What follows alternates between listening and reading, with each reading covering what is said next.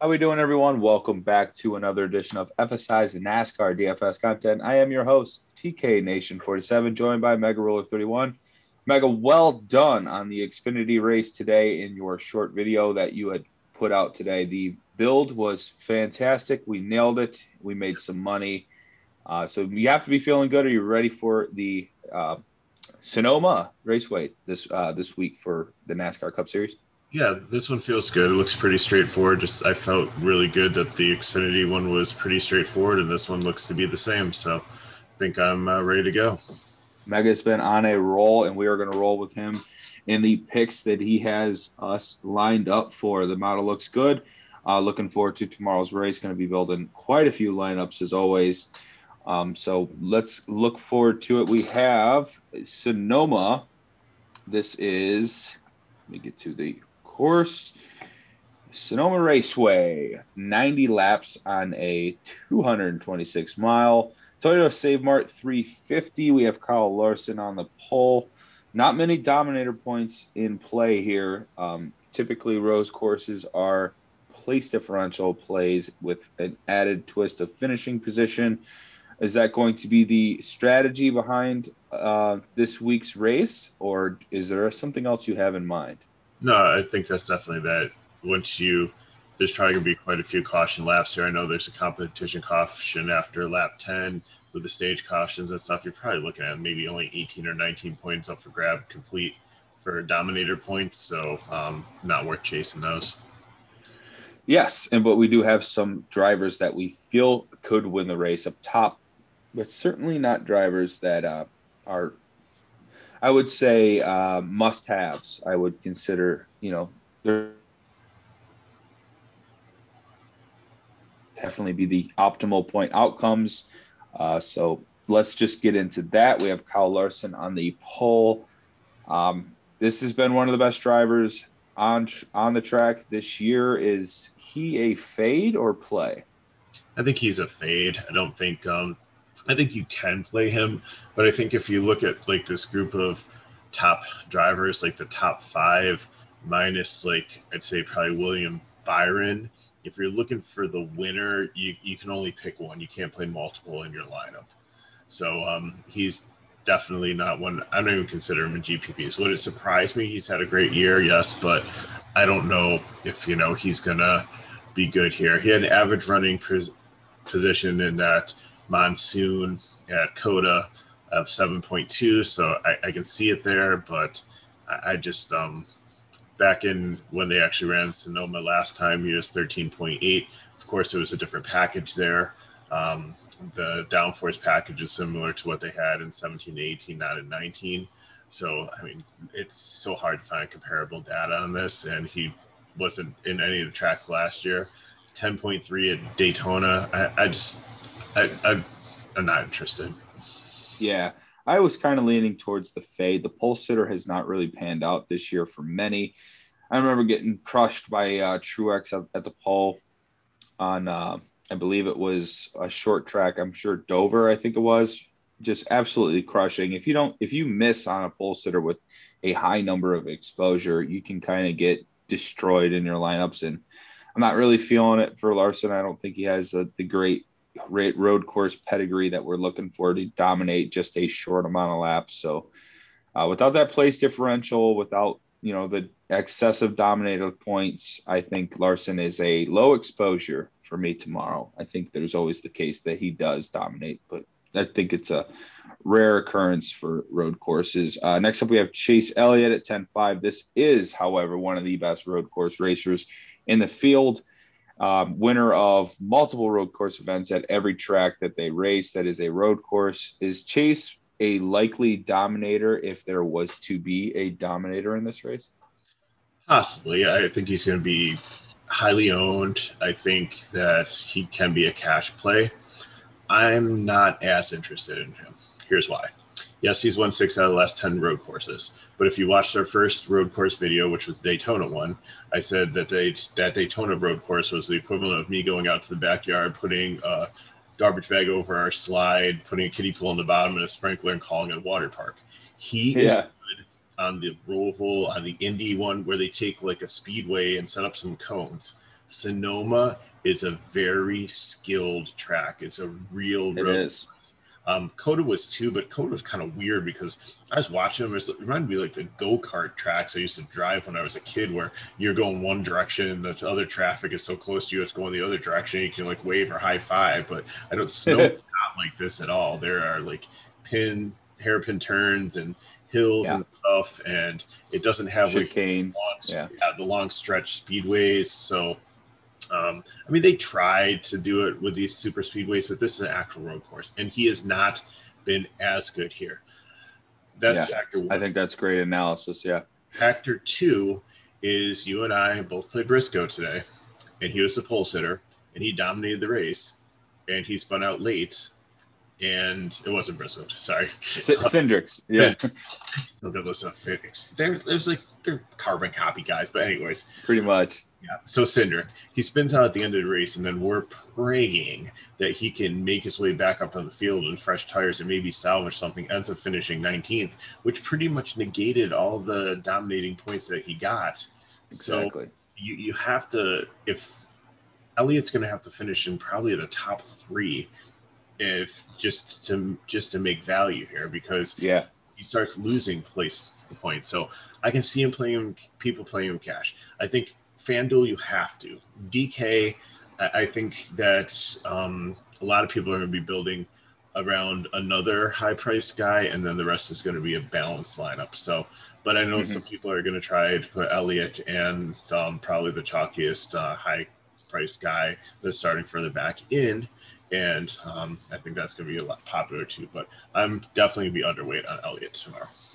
Yeah, it's uncomfortable to think that you want to be underweight on a driver with those road course statistics that we mentioned, but I think your analysis is dead on that the Sonoma Raceway is one of the more long-standing road courses that we have on the NASCAR circuit, and it is one of the most skilled tracks for road course ringers to drive. I mean, this is a course that could take you out just as much as make you, and I think Chase is certainly a guy I would more likely to bet on up top here with some of the other no-name drivers starting inside the top 5, top 6, top 7. I would like to be a little bit more exposed to Chase because of some of the different things we talked about with road courses. But at the same time, I'm not going to be overly compensated on one of him or the others because I need place differential.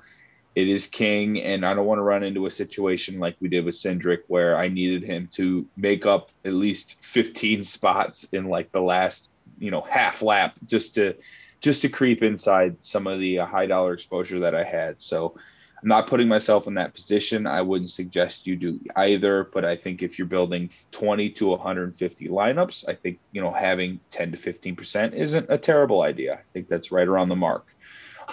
He's going to be high owned, and I think if you're underweight, you put yourself in a better position than it said would be overweight than you would be to the field. So moving on to William Byron at 9,500. I think the price is getting too high for our GPP play of each week. I think 95. I mean, he's certainly he's a good driver. He's there is no doubt about that, but I don't think he can dominate a road course. Do you?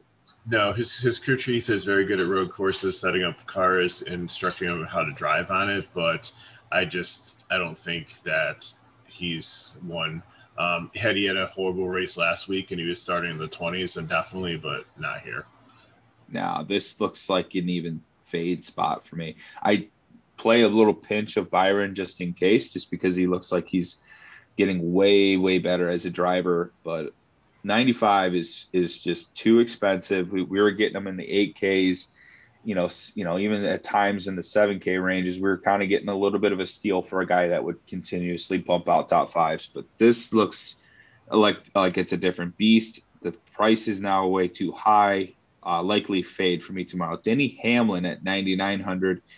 I don't think he's a stranger to some road course success in his career. Certainly one of the more skilled drivers that we have. I don't mind Denny, but not too much as well. A little too high. 4th is still too high for a maximum exposure type play. And I think I'm going to be right around that 15 to 20% mark, or maybe even less with Denny. What are your thoughts? He's the second guy in my GPP line. just Oh, because he has been good at tracks where you don't have practice and, you know, they have to be good and set up, right? He's been okay at road courses. I like the price point. I think that I'm going to take my chance there. 4.3 average running position at the Daytona, 5 at the Roval at Charlotte. Just overall, he's has the 8th best composite score for all these tracks, which is it's hard because, you know, Coda's in there too, and that was Monsoon, and that was, you know, I honestly think that they ended that race with Elliott winning just because he has not won a race and might not win a race this year, and they want to win the playoffs. I honestly, I believe that's, you know, I know somebody had to say it. and I think people are going to look back and be like, oh, well, he won at Coda, but like he was low on fuel. I don't think his pit strategy was where it needed to be, and I don't think he would have won that race. And Martin Truex getting submarined also, you know, didn't, you know, took out one of the favorites. So but Hamlin was okay there. So I don't know. Like I said, GPP, I think that I'm going to pair him with another guy, and I really like the build. All right. Next up, I like Kyle Busch here, this starting 5th with 10-3 as his price tag. He has won Sonoma before, I believe. One of the best road course drivers on the NASCAR circuit, in my opinion. A guy that's been driving well. He's got some really good road course statistics. I feel probably most confident in Kyle Busch inside this top 5. Yes. Yeah. Yeah. I like him. I'm not playing him in my primary cash line. He's in my secondary cash line. Yeah.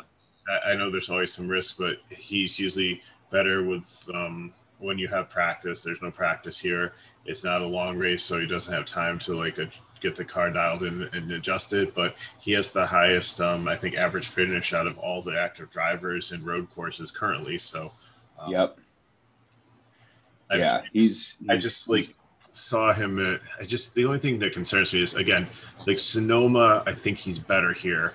He was good at Coda, but the Daytona road course, like he had problems. I remember he had problems in the Daytona road course last year at the one, like it pretty much knocked him out of the championship contention. So didn't he miss the turn? He go straight on the first turn, and mechanical stuff he was dealing with. Oh, I think that happened too, but so I think that's what's going to happen with Kyle Larson is he's going to go into that first turn and never see the horse, and like he's going to lead a bunch of sheep off in the wrong direction, and then, you know, you're going to have some of these guys that are like 12th on back take over the lead, but we'll see.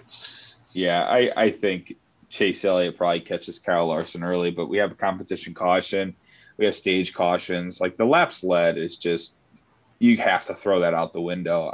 When I think of Kyle Busch, I think he can win and he can lead, you know, 10 to 15 laps, but ultimately I like him because I think he can win. And that's another reason why I like Chase a little bit more than Kyle Larson or Byron, is because I think they can win. And that's the main point, the main driver of that thought process. But I do like Kyle Busch the most inside the top 5. Here is the next driver, though, Austin Dillon, starting 6th, 7,400. Yeah, big hard pass. The X is correct. Yeah. What do you think? I wouldn't even play him here, honestly. If he was free, if he was $100, you still wouldn't play him. No, because I have him projected to finish 19th, to lose 13 places. I just don't see it. Yeah, he's negative points this weekend. Yeah, big hard pass on Dillon. Alex Bowman at 8,700. Any interest in it? Yeah, I was just about to say, I haven't seen the success from Bowman on this track. 8,700 is a little too expensive. I mean, I know Hendricks is killing it right now, but man, I don't know. I don't like the starting position. Really matter here. It's more technique. You don't have on straightaways like you do in like the Rovals and. Right. I mean, I meant that in a way that they're very skilled drivers. Right. They're just driving really well this year. I just don't see them continuously pumping out top tens, especially in a race like Sonoma. I just don't envision that. Maybe a couple of them do, but I don't think I'm going to find out with Bowman. We have Harvick at 8,900. Is there any success for Harvick here at Sonoma tomorrow? Harvick's the one I'm pairing with Hamlin in my GPP. Oh, I okay. really love his price at 8,900. I don't First think time I've ever seen him in the 8Ks. Yeah, it's been a long time. So I'm pairing the two guys that were successful last year right off the hauler, and he has seen this track many times. He's got a lot of experience here. So I think he can win it? No, but do I think that maybe he can lead a little bit of it and still finish in the top 10? Yes. Yeah, I think that this might be one of his best chances of winning if you look at the rest of the schedule. Mm-hmm. Yeah. I think there's always the options of the super speedways, but Harvick, sure, why not? 8K, 889. I mean, that's the cheapest you'll ever see him. I think you could buy low right now with Kevin Harvick. I like the call. Next up, we have Brad Keselowski and Tyler Reddick finishing out the top 10. Thoughts on a couple of Fords or a Ford and a Chevy? Yeah, I'm not interested in either one of these. I know Brad Keselowski is super low price here at 85. I think he's going to have a high ownership, but he has struggled on road courses. I think he's got his sights focused on next year already and like what's going to happen with him and his, the next team contract. Yep. I believe he's joining Stewart Haas Racing who was it? I haven't heard this news. This will be news to me. Yeah, I think he's joining Stewart Haas Racing as like an owner. So I don't know if he's going to, or maybe it's Chip Ganassi. It's one of them. And so I didn't know if Kurt Busch or somebody or Harvick or somebody was retiring and he was taking over a ride, or if they're just adding another car to the stable and he's going to kind of, I talked about it in last week's video, so I'll have to look back at the notes, but. Yeah. No interest for me. This isn't Watkins Glen. That seems to be the only road course that he's ever had success at. And I've seen him spin out too many times just by himself on road courses enough to know that he's a bad play, especially inside the top 10. Yep. So big fade on Keselowski tomorrow. Tyler Reddick, I don't think there's any success to talk about here. 8K is still even a little too expensive for a guy that I don't think is going to finish inside the top 15. Next up is a guy we're probably going to disagree on. And that is Ryan Blaney starting 11th. Your thoughts, and then I'll rebuttal. I usually like the Penske cars. I usually like Ryan Blaney. I think he's cheap. I think he's going to be popular. He's, had many top 10s in road courses. However, he is one that, like Chase Elliott, that's better at the Roval type tracks than an actual pure road course. He doesn't have the technical ability to drive on it. He's better at the ones that have the speedways and like the cones and stuff set up than this style. That's why I'm out. See, that's where I disagree, though, because Ohio has a lot of road courses, especially one they just raced on today. And Blaney grew up racing on those road courses, and I think he's going to do fairly well. Tomorrow, I like him at every road course we go to. I don't think 9,300 is too high, but you have to take this into consideration. Starting 11th, he's going to need a top 5 finish to pay off that salary. He's not going to dominate this race. He's not going to be a guy that's going to lead a bunch of laps. So you're banking on that top 5, and that's fine. I don't think it's something you go overweight on. I think if you were to go 30 to 40%, I would understand it, but I think it's just more 25% ownership and 150 max, maybe 30. I think it's just good. It's a good spot. I'd rather play him than I would over the Larson, the Byrons, Hamlins of the world, Bowman. I'd rather have Blaney starting a little bit farther back with some success on the road course. And I think he's only been getting better on these courses as well. And he knows that he finished 6th in Sonoma He was average running position was 6th in Sonoma last time we were there. Since then, in the Roval tracks, the Indianapolis road course, the Daytona road course twice, and COTA, he's got a 24th average running position. All right. I think we're going to be head to head maybe tomorrow. Okay. But I'm going with Blaney on my head to head. That's for sure. Next up we have Chris Buescher going 72 or 7,200, starting 12th.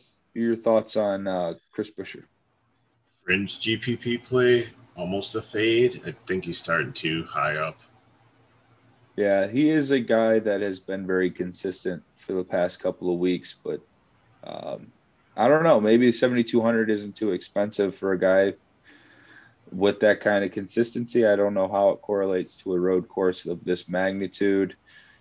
Maybe this is where he finds his way back to the back of the pack. I'm not sure, but I wouldn't say it's. He'll be a. I mean, you have the All-Star race next week, but then the week after that, if they don't have qualifying, then he'll be a great play because he'll be starting 31st or something. Yeah, that could very well happen. A small pinch of ownership, I think, has been like the best case scenario for me on Buescher each week. But hey, what do I know? He's been part of some optimal lineups this year. Joey Logano at 10-1. It's pretty expensive for a guy starting 13th. I think he's had some success here. I'm not sure. What is his how does he stack up at Sonoma? He's had 4 top 10s at road courses out of the last 11.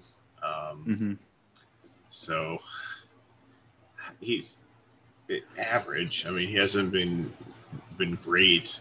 I just think they're pricing him probably for place differential, but I don't know if he's going to get up there.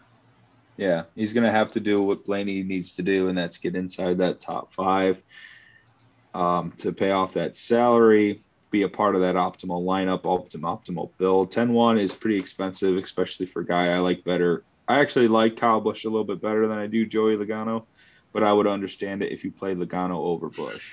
I think that's a fair way to say it. And next up, we have probably 3 drivers we're both not going to play, and this will probably. All right, next up we have 3 drivers here we're probably both not going to play, and that is Ricky Stenhouse, Bubba Wallace, and Daniel Suarez. This will be the first time I don't play Suarez in a long time. Your thoughts on these 3, and are they starting too high? What's the story on these 3? No, I completely agree. I think they're all starting too high. They don't have a great track record in road courses. I have them finishing 26th, 30th, and 34th. And actually, all 3 of them I have projected with negative numbers. Yeah.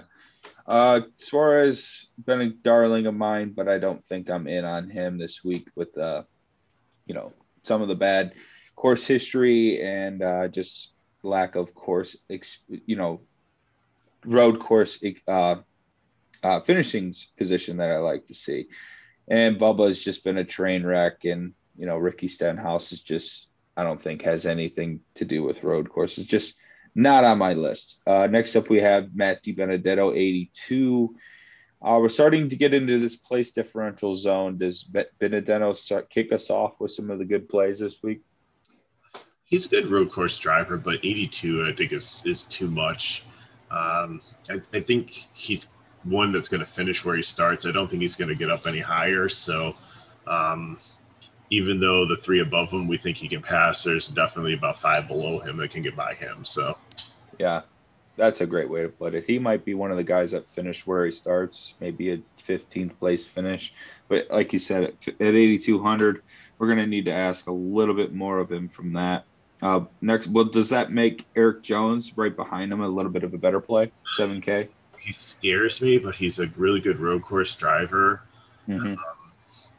I just looking at it, I think that the equipment's the problem.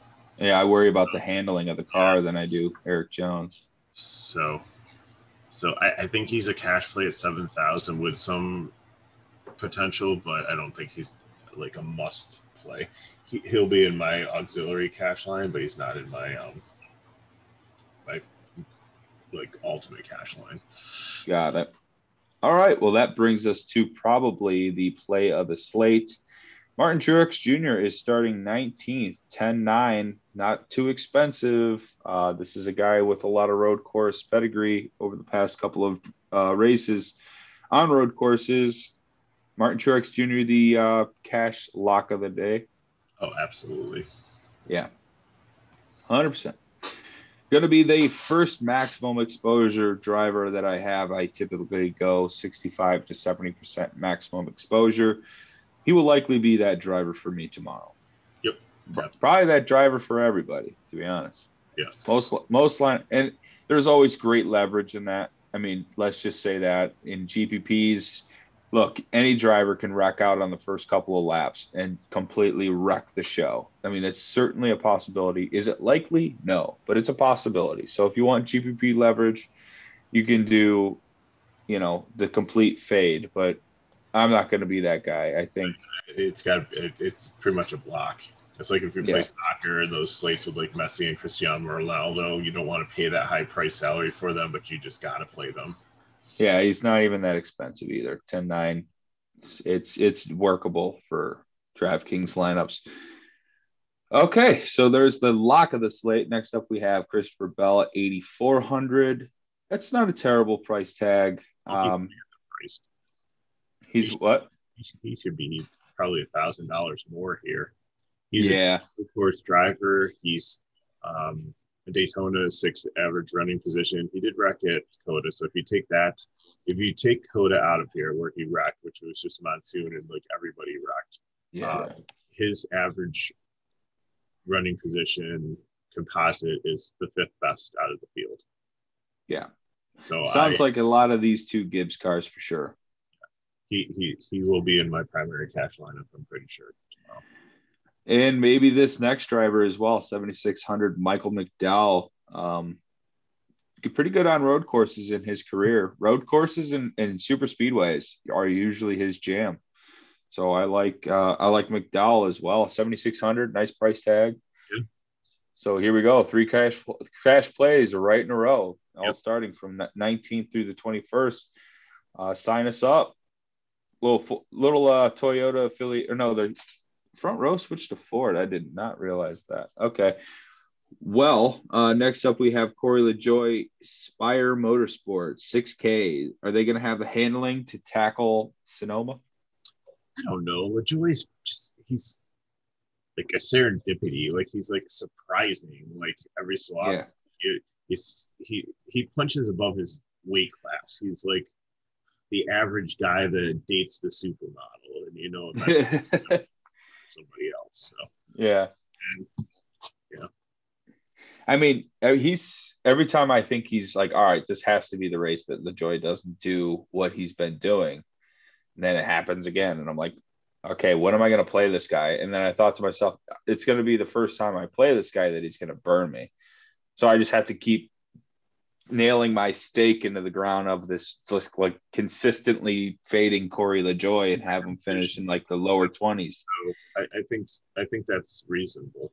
I think if he was starting like 35th and we thought he could get to 25th, then we'd play him. But I think he's a little bit too high starting. Right.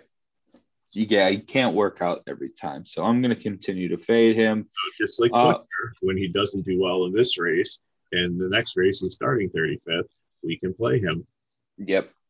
Hopefully that happens. Next up, we have Cole Custer, 7,500. Stuart Haas road course. Is this going to be a good mix? I think you can play him in cash. I think he'll have like some ownership. He's done okay. Yeah. So he hasn't done anything where you're just like he's too risky, but he hasn't done anything either where we're like, oh, we just got to definitely lock this guy in.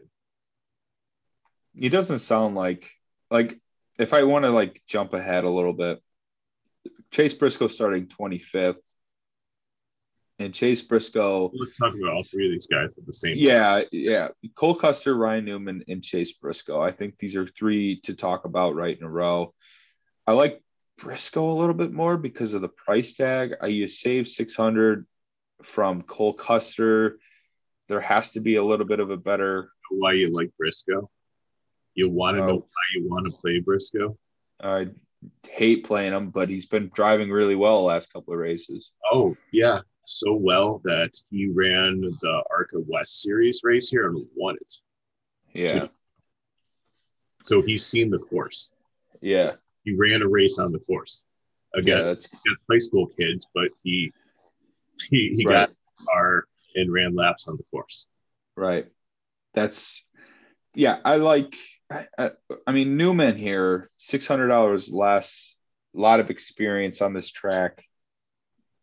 I don't think Orion. Yeah, so that's a good combination there too. Yeah.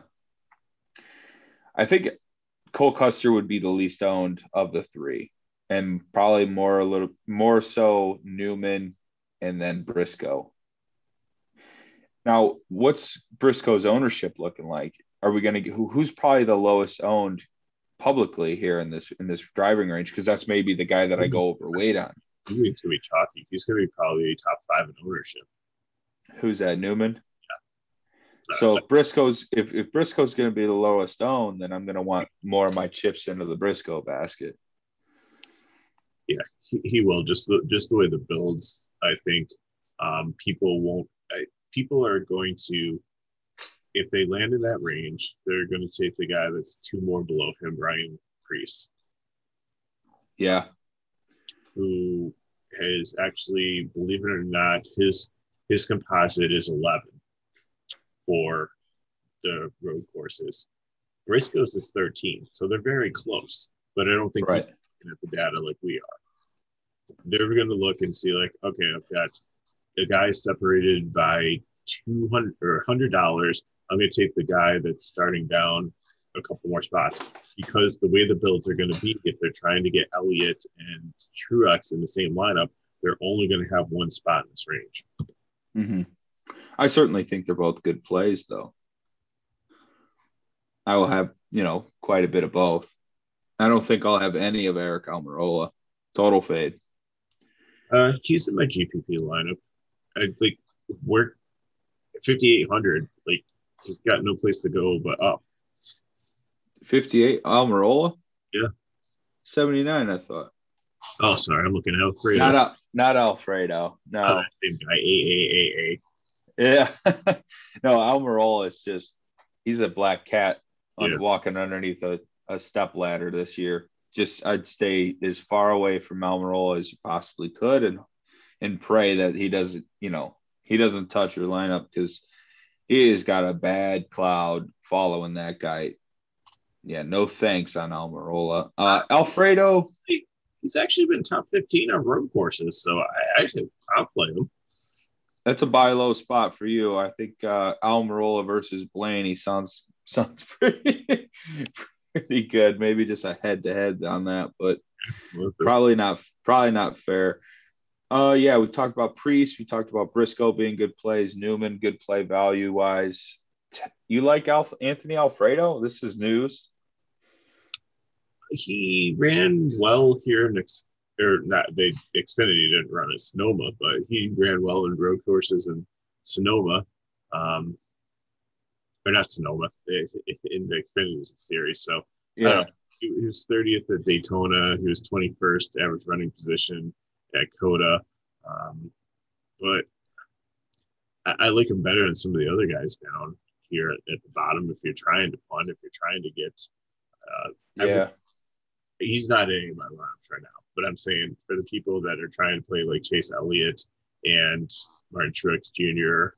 and Kurt Busch in the same lineup, then it's going to be hard.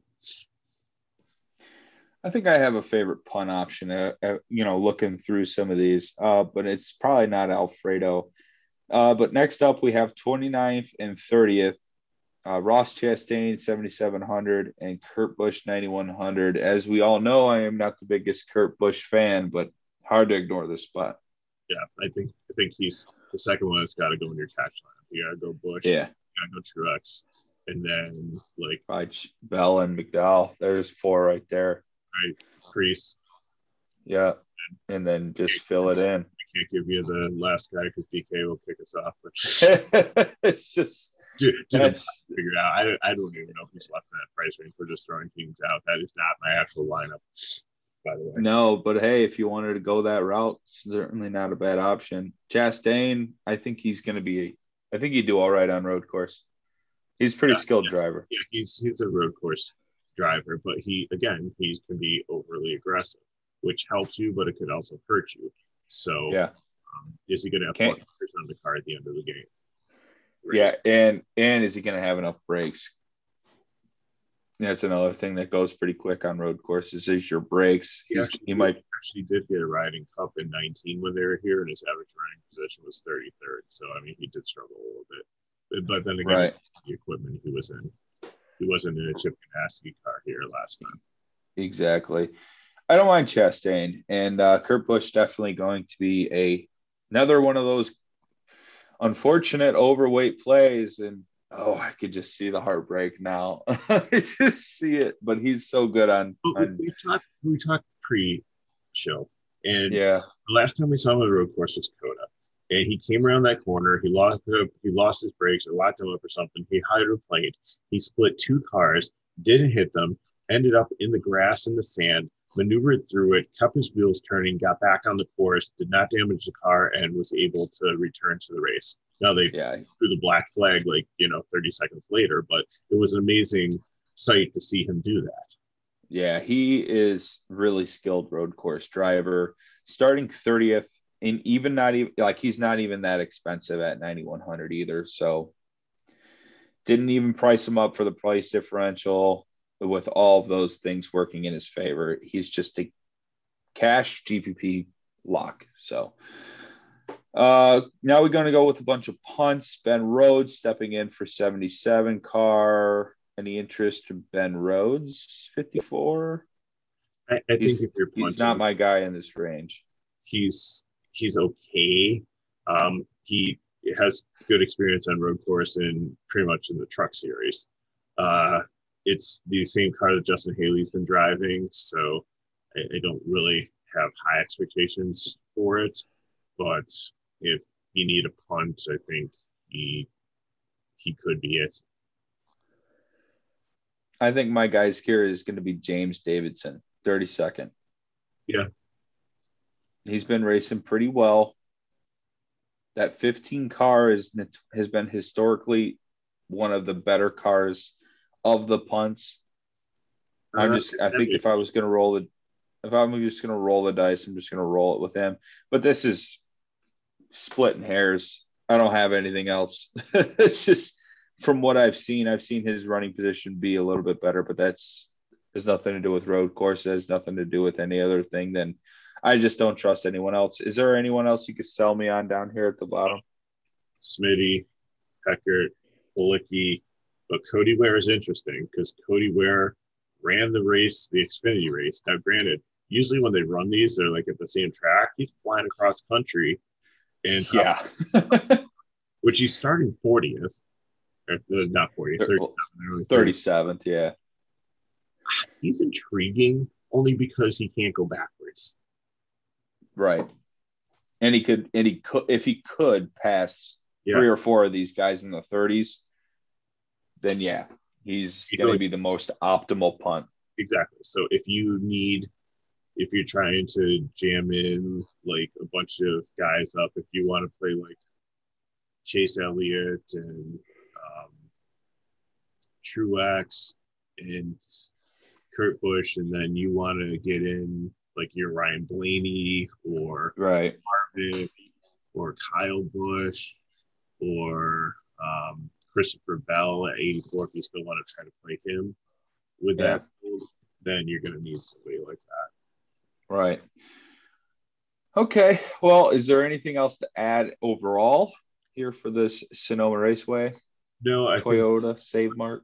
I think the decision that you need to make is, are you going to play Chase Elliott? If you're not, then we've got the nice balanced build of Truex, Busch, Bell, maybe McDowell, Briscoe, or Priest, whichever one you want to go with there. But in FanDuel, it's a completely different scoring system. So you want and you only pick 5 guys, and the pricing is crazy. You can usually get 3 studs in there. And I think the alternate lock on there is going to be Eric Almirola. I know we're not playing him here, but he's only $3,500 on FanDuel. Wow. and minimum price is like 2K. So I was gonna say sounds close to the men. yeah, I think he's going to have such high ownership there that people are going to probably take Truex and Elliott and maybe even get in a third stud. They'll throw him in and then figure out who the last mid-range play is and plop them in the lineup. Even Kurt Busch is 8.5. Like he's Wow, not, it's really cheap. yeah, he's really cheap there compared to like what the pricing is. FanDuel, like DK, there's usually a bigger disparity. FanDuel pricing is usually like higher, but since you only have to buy 5 of them, like it works out. But the way the scoring is you want more guys towards the top, so that's where you might see like a Elliott, Kyle Busch, Truex, Almirola, and then whoever else fits in the lineup, something like that. So All right, Mega. Thank you very much for breaking that down for us today. I think that is awesome analysis on the slate in general. That will do it for us here at FSI.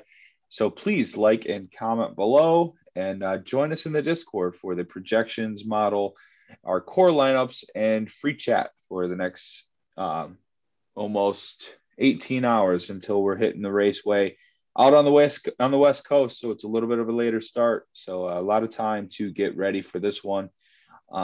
As always, you can follow me on Twitter at TKNation47. That is MegaRuler31. And you can follow our Twitter handle at FSI_DFS. Find the link in the bio to the Discord channel. And you guys enjoy tomorrow's race. Good luck. And let's get some green screens. next week's going to be a little bit interesting though, because we've got the truck race, we've got Xfinity at Texas, but then it's an all-star race. So they have a race before the race to decide who the final 2 or 3 guys go in the races. So we'll see if we can do a video and try to figure it out. But if not, if you don't see a video next week, that's the reason why. Gotcha. Yeah, this all-star race always throws a wrench into content things. short lap runs and yeah, always a different kind of weekend. So yeah, be on the lookout. Be ready. Not sure when things will go down, but we will keep you posted as always. And thank you. So good luck tomorrow, and check you in the chat.